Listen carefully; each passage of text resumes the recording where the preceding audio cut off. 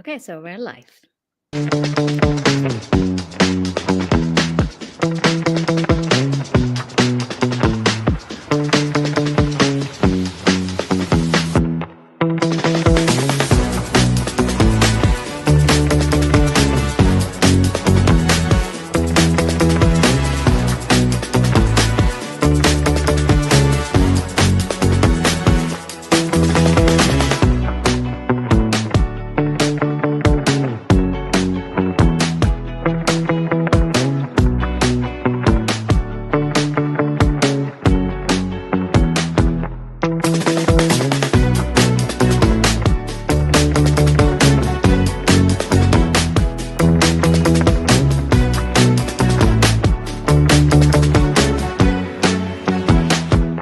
All right, welcome everyone to a new episode of our leadership series. We are episode 190.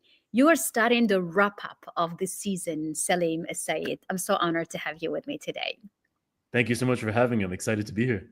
Me too. You're a business editor. You worked with all those very impressive big names for news, for uh, production, videos, and everything. So it is such an honor. I'm so happy to have you to talk Thank you. about You're too leadership. kind. That's my pleasure.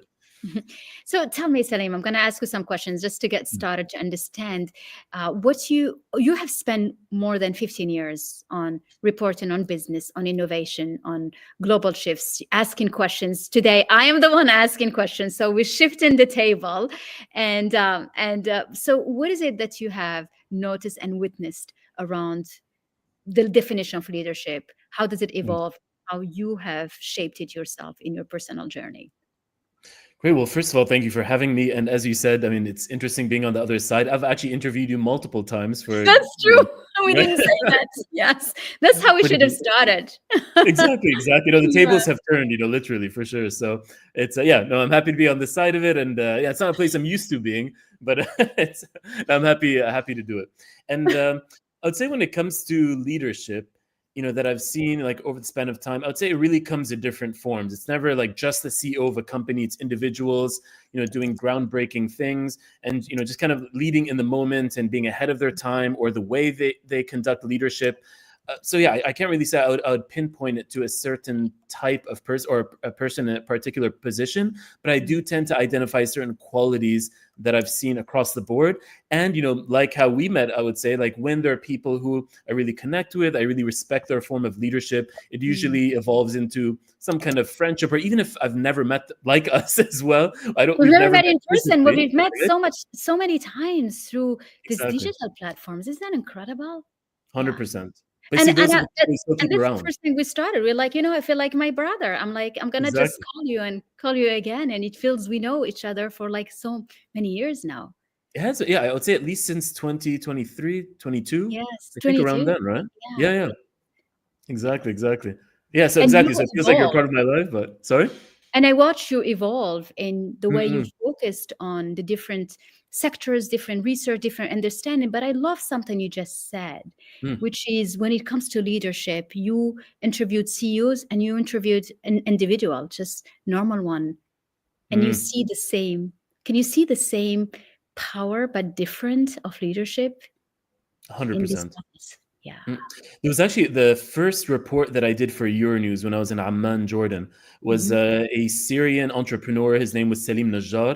Mhm. And I just remember like the people that, really leave an impact on you, their story resonates. So even Yeah. after you put out the report and all of that, but just who they are and what they're about. So I think what really stood out about him was that he was, a Syrian, a person in Jordan. This was around 2016, so years after the war took place, in Syria, with the civil war, and while a lot of people were saying, "Oh, so, we need to give money to Syrians to help them," he had a different mindset of he was creating jobs. He just wanted investment. He wanted support to build his business, and then he was actually employing Jordanians. Where, if you know Jordan as well, they have high unemployment, but he was actually providing jobs for the people that were taking care of him. And I just found the way he did that really inspiring, and he also just had a very humble attitude about it. He was employing people across the region, and just really and doing it in a very humble and also impactful way. So I think people like that, really click with me. Yeah, I love that. And I love how that story from 2016 is the one you bring forward Mm-mm. today, like years after that. Right? Yeah, What is exactly. it? It stays Yeah, with me. yeah. Mm-mm. What is it? Is it the what is in a person that keep makes him just stand out? Is it the connection, the truth? Tell me through your work. What do you see? I would say it's especially like when you're doing this job for a long time, you can tell who are the people who are marketing themselves and who are people who are just telling their story. And Mm. that key distinction, I think, shows leadership, at least in my view. Everyone has a different Absolutely, form I of love what that. This is leadership is. amazing. Mm. Yeah. I mean, yeah, I think for me, because even if it doesn't mean, for example, making millions or, delivering in that sense, some people consider those, like the Elon Musks of the world, to be successful. And they are, in their own right. But I think in terms of, what I determine as successful leadership in terms of creating impact, the type of impact that you want, doing it Mm. ethically versus, just doing what you need to get up there and then, maybe doing some good. And yeah, I think those are the people that really resonated with me. And like yourself, I keep them Mm. close. Oh, They're the people I come to always, for when I want interviews, when I want context, because mm. yeah, I can really trust what it is that they're saying, and I know that they're saying in a genuine spirit. Thank you. Well, love. Hello to everyone watching us. Thank you for being with us today. Let's go back to the young Salim when you started. Mm. Did you always know that you're gonna be doing this, editing, journalism, and production? Let's go back. Absolutely not. No, Definitely not. really. I don't know if we've talked about my story, but I was actually in No. medical school for about 2 years. Mm. So I studied. I did pre-medical sciences, and then about a year and a half of medicine at the Royal College of Surgeons in Dublin. And I was following my father's footsteps, being a doctor and all of that. And then, I just kind of realized, we have enough medical doctors in the world, and I wanted to create social change. And it came from let's say, like a very naive spot, because I Uh-huh. mean, it was a big shift, but sometimes being naive is a good thing, because it gives you hope, it makes you dream, it makes you take risks, Yeah. which people in their older age are a bit too down with reality to be able to take such steps. Mhm. And yeah, so I think yeah, it was definitely not something I knew that I wanted to do. Even when I left medicine, I was trying to find what my purpose was. I took so many different courses. I just kind of explored the world and people and had conversations, like this, just sitting at a coffee shop and meeting someone new that I would never have interacted with before. Mhm. And yeah, I think ultimately then I realized that I took one of those Myers-Briggs surveys, and you're just understanding my To personality see and who you strong. are. So you're like Exactly. looking for yourself. 100%, 100%. And I That's think incredible. maybe what worked was that I couldn't make a decision, and journalism was everything. So I could speak to people across the board. Every day was different. I get bored very, very easily. So I Mm. think that's what journalism did. So, whether I'm speaking to a bank CEO, or if, I'm, looking at, people who are, or speaking to a consultant talking about geoeconomic topics, to an independent, startup business owner, I always learn something every day. Wow. And this is how so, but after how many years of looking around that you figure it out? Was it right away, or was it because that's scary for the young people? And my parents as well. I mean, I think I put them through a roller coaster of emotions of like, what, you're leaving medicine to become a doctor? Yeah, leaving medicine to become a journalist. And then, yeah, so I mean, I didn't know what I was doing. I would say until the age of 27, 28. Really? Mhm. Yeah, I mean, I ended up doing different jobs. Then I just did internships. I was studying Japanese and wanted to do journalism at the same time. So I just went up to NHK, the Japan Broadcasting Corporation, when I was in UCLA, just, I would say, down the street. And yes, walked up to them and said, I'll work for free just to get the experience of combining the two things that I'm Mhm. interested in. And then that's how it really started. So again, yeah, high risk. I I was love in that. my mid-20s and really worried about, I should be much more accomplished in my career at this point. But then, yeah, things worked out. That's just perception of other people on you, but you True. follow your own path, right? Because then you catch up. You catch up maybe faster. You go to higher places. Yeah. But it's 100%. quite impressive, though, your path, because you worked with Time magazines, with CNN, with Euronews, today with the National. Today, you always do you go after these big names, or the big names attracts you to you? Tell us, how is it? Well, how did you transform through all those paths? I think a lot of it was situational, because sometimes you think you're targeting something and then it chooses you. So I remember, like, when I was working at NHK, then I got my acceptance to Columbia University. I didn't think I was going to get in, and I just really told a very personal story. I remember in my in my the college essay, that you submit. And Yes. just kind of from there, then I got exposure. Time Magazine was a connection to that. My professor really liked a story that I did using data journalism to identify discrimination around during the stop and frisk period. I think it was around 2009 or 10. Sorry, 2010 and 11. And just like, so that report really made her want to reach out to someone at Time Magazine, and that's how I got that internship/job. And I think I just kind of followed what opportunities took me, and I think names did matter because it was what I knew. I also didn't grow up in the U.S. Yeah, it's So what you know. I didn't I know love what the you said. Yeah. yeah. So I didn't, like, those were just the ones that I knew. But over time, I learned about the other platforms that existed, and I contributed to them. But I think my path just ended up this way, and then brought me to the Middle East because these were the stories that I wanted to tell. And I think I just got a bit frustrated. It was during 2016. I remember it was during the Trump election while I was working at CNN, and I kind of realized the pulse of things were different.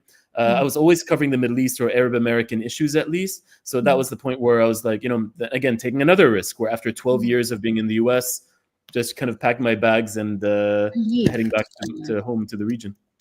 So I'm gonna bring up some of the comments. Big up the Japanese speaker. So you're impressive, and he's quite impressive. And it's a blessing to have found your calling. That's right. Some people never do. That is so true.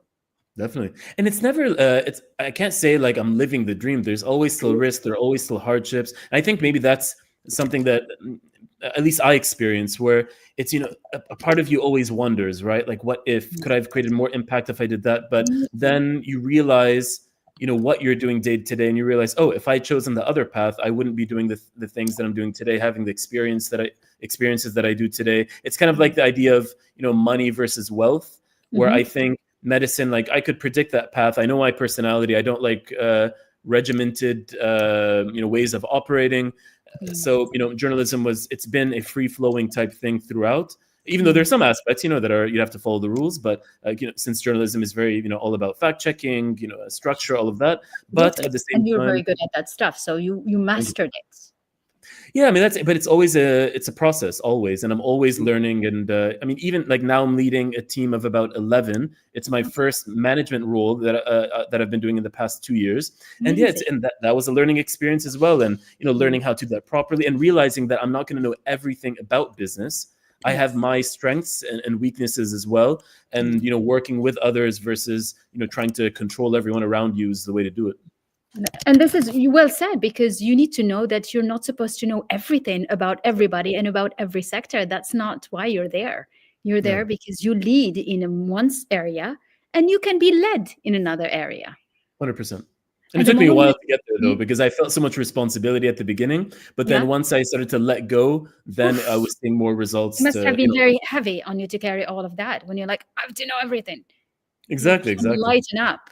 Yeah, 100%, and that allowed me to do more. So then it's kind of the teach a man to fish. Teach let they fish for a lifetime versus just if you do everything, you only do it for the one day. So what happened was that everyone was growing in their own direction. Overall, the team really flourished, and that's where we are now. So have you experienced because you're in a field where it's speed information? How do you manage that? Isn't it stressful to be you need to be the first one to get it out, otherwise it's too late? How do you connect with this? I would say it's kind of letting go a little bit, where you have your systems in place, and I mean, also, I can't take credit for this. Like, the team that I work with is amazing, and that makes all the difference as well. People make the machine work. So if you're working with even if they're very talented but they're uncooperative, things aren't going to move. And but luckily that we have both qualities, talent and capability to work with others. And I think also it's realizing that you're not going to get everything. As you said, the volume of information is so high. Other people, some people, companies will have more resources than you do. Sometimes you're going to get it first, sometimes you're not. It's prioritizing, sometimes getting it right versus first, and I'd rather have that. It's Yes. coming up, right? It's coming up with your own ideas as an original, as original thought leadership instead of relying on the same type of thing that everyone else is doing. So yeah, I think it really comes to letting go of something. You're not going to control, you're not going to be able to find out everything that's happening in the world, even if you're using AI to organize information. But it's I think it's just about being connected, looking at the bigger picture. And I would say that's really been my method so far. And being consistent, continuously Correct. there. Consistent. We Definitely. use that a lot when we talk about branding and positioning. How do you see it in you are the very definition of consistent, because news are always there. It's like dun dun dun, always. Exactly. It's consistent, but very different every day. So, sometimes you're reporting on AI, sometimes you're doing traditional finance and energy. And so that's the exciting part of the job in terms of the day to day. But yes, to be consistently delivering, that is key. So like what we've done is we have a breadth of content from the breaking news that we just do automatically day to day. We see a development, quickly put something out, update it with analysis and that type of thing. But then we ask questions, we sit down, we have meetings like, what's interesting? What are people not talking about? What are other people saying that we can create a different perspective on? And I would say that was something that I really enjoyed coming back to the region for and working at the National, is that we're an English language publication where our audience is global. It's not just UAE and regional. And what we're providing is a very different voice to the mainstream narrative, that's coming out of, whether the US or Europe or other countries around the world. And, that in itself is breaking, because it's an original idea, an original thought leadership. And that's what people are looking for today. Everyone, I think, can break news quick. Even an influencer, not necessarily a journalist, can just go up, whether fact checked or not, can put it out there. But I think what we're doing as well is, like, first of all, we're vetting information, making sure that it's accurate, and then second, saying why it matters, putting it in context. What is the impact of something like this? Is this something that's just kind of like a show versus something that's realistic? For example, there have been apps saying that in the UAE that you're able to not have to give checks anymore for paying rent, which is a big deal here in the UAE, because you have to give your checks almost for the entire year. Instead of being able to pay month to month as other places. But then when you look at the nitty gritty, then you find out that no, actually the cost is extremely high. No one's actually going to use this, to mitigate the risk. They're just increasing the premium on it. So therefore, it's not something, either to say it as it is in that way, but not to say, oh, look, now the UAE is going to be able to, allow paying month to month, when that's not the case. Wow. So can you tell us a bit about how incredible, because your career is fascinating, and I always tell you that, you do storytelling, you do the data-driven journalism, which you talk about checks and everything, but you also, there is the frontline reporting of what is happening. Which one you enjoy the most? And or is it from different phases in your career?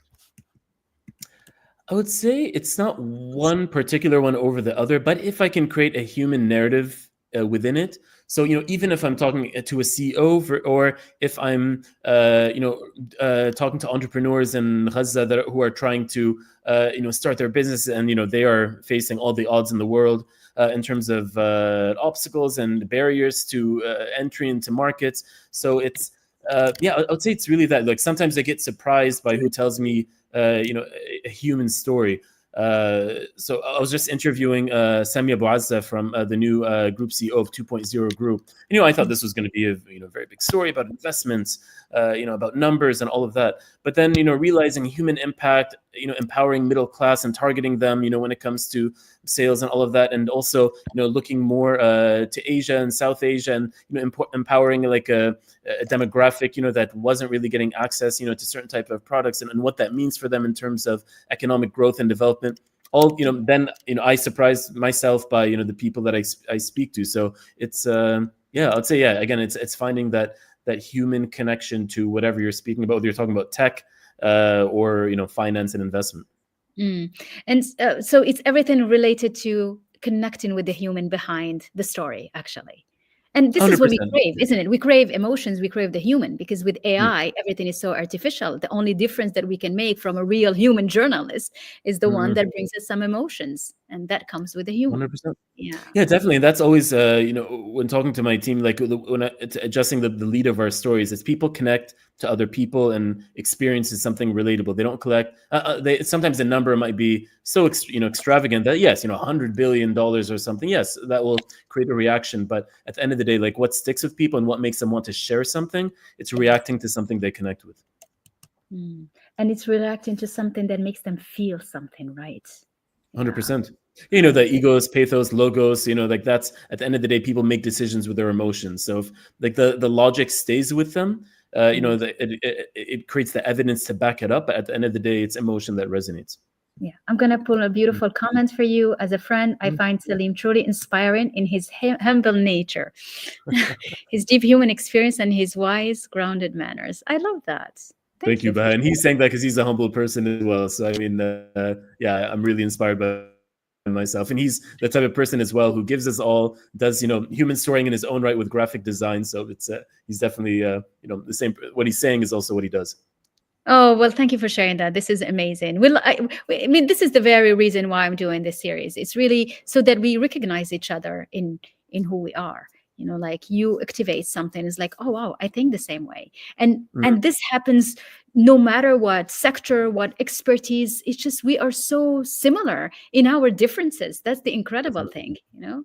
Definitely. And keeping the right people close to you as well. Like everyone has different talents, but Mm, keeping trustworthy people, capable people, yes. like those are the ones who I consistently work with, and it creates. It's kind of like especially in the UAE, networking is huge, Yes. and there's Everywhere in the again world, not just UAE, it's really the world. exactly The world hundred works.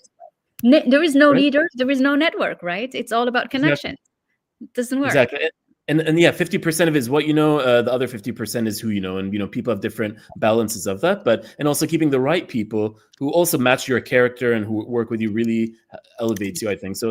Like with yourself, with people like Baha and others. They're the Mm, ones who elevate. Like, how do I learn? Like, I have leaders that I follow as well, and mm, hopefully with my work and things like that. If I can you know impact other people. I mean, it's a lot of it's indirect, with reporting, but mm. that's the type of thing that inspires you day to day. Exactly. I have another comment. 100%. It's the heart that persuades in the end. That's so true. Exactly. Yeah. Exactly. Yeah, And facts. You need the facts to defend it, but at the end of the day, when it comes to decisions, when it comes to like the story of Salim Najad, like him saying that he doesn't want to rely on others, he wants to create opportunity. Like that's the type of thing that sticks with you. mm. So, what you've also covered many sectors, and Hmm. what do you see to you the trend of female leadership, more women? This is about to encouraging one woman into leadership. Hmm. How do you observe that happening in different parts in the world through your work and your journey? Well, I have to say, I mean, it's not a new phenomenon. I think I've always seen powerful women in my life. I mean, especially in media and in different modes. From like from my mother to women that I've worked with. Yeah, I think it's yeah. I don't see a difference in the way they may perform or interact, but I think maybe just nowadays we're seeing more of them. Yes. Globally and on the stage, they've always been there. Yeah. I And I love that. think I'm forgetting her first name now. Alayan in Saudi. She was saying at FII when she was asked by a journalist about oh, we're seeing Saudi women now leading. She was like, no, we've always been leading. You just haven't been looking in the right place. So I think maybe what's happening now is they're getting Wow. more of a stage, but Mm. they're but they've always been there, and more opportunity is getting created. There is more support and that type of thing. So maybe they're becoming more visible. But I think, yeah, in my view and experience, they've always been around. I think this is the most powerful sentence I'm going to take with me from our conversation is that, yes, women have always been leading. It's just that have not been visible doing that. And it's And so getting spot on credit for the too. work. Yeah, And that's and getting credit for the work that they're doing already. mhm, Mhm, yes. And I definitely. think leading is in everything, leading their family, leading their community, leading their budget, leading their businesses. But Exactly. they've just, and when you ask for visibility, that's where it becomes a bit harder. But now things are Mhm, easier with the digital world, but also the spotlight is correct. more towards them. It's more Definitely. towards the right direction than it Yeah. used to be.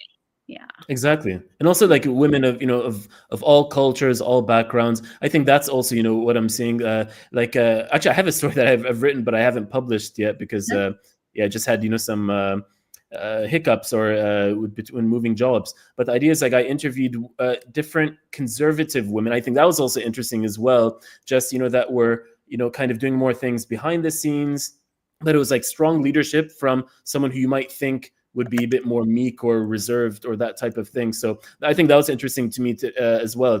There's also different ways to demonstrate leadership, and it doesn't always have to be showy. And usually, the ones who are less showy, in my view, are the ones who are decisively leading.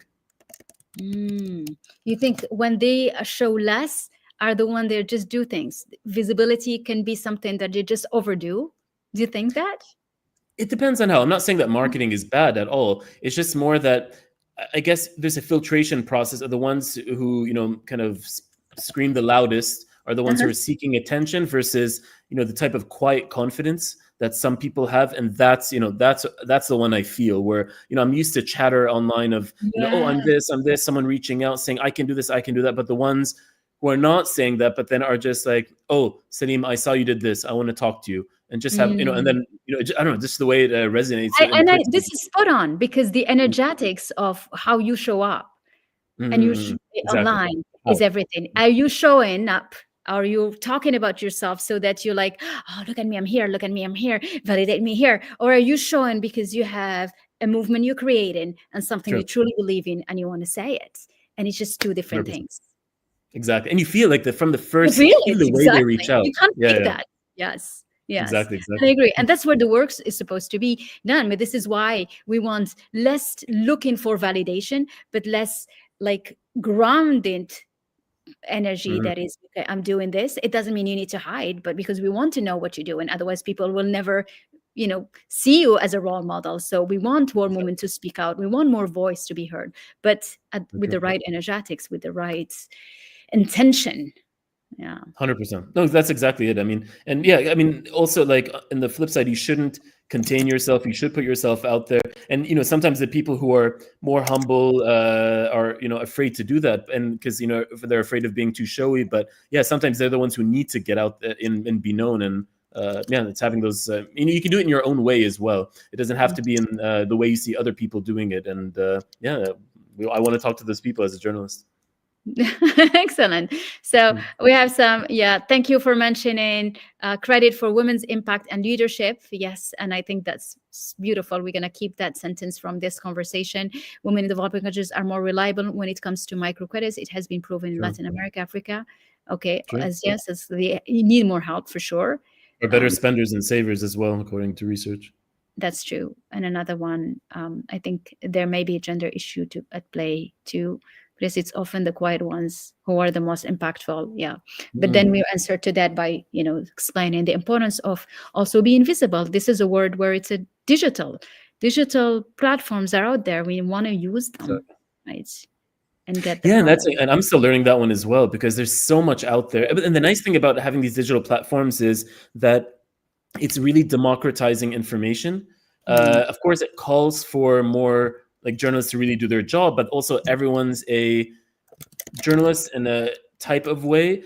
My current boss actually had a good name for it. Everyone can be a publisher, but I would say the ones who are a journalist are the ones who really take the time to differentiate between fact and hearsay and what people are talking about versus what's actually happening, because I would say that's a big part of our role nowadays is really filtering information and saying what's real and what's not, and tuning into conversation. So yeah, I mean nowadays like everyone can really be a journalist in their own right. Exactly.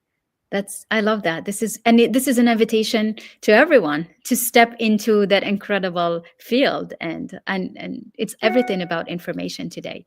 If Definitely. you don't speak about what you do, no one's going to buy your product, no one's going to buy your service, no one's going to know anything about you. So Yeah, and something as well, like from that we're learning, with our work, is that people receive information in different ways. So, some people will read an article, others will, read. They just want the highlights. Some people respond to video more as they're swiping because they have like shorter attention spans. Other people want longer form. Some people want the podcast conversation where they can lean back and listen. So it's also really knowing how to connect with people in different ways because not everyone connect. There's no one formula for it. Exactly.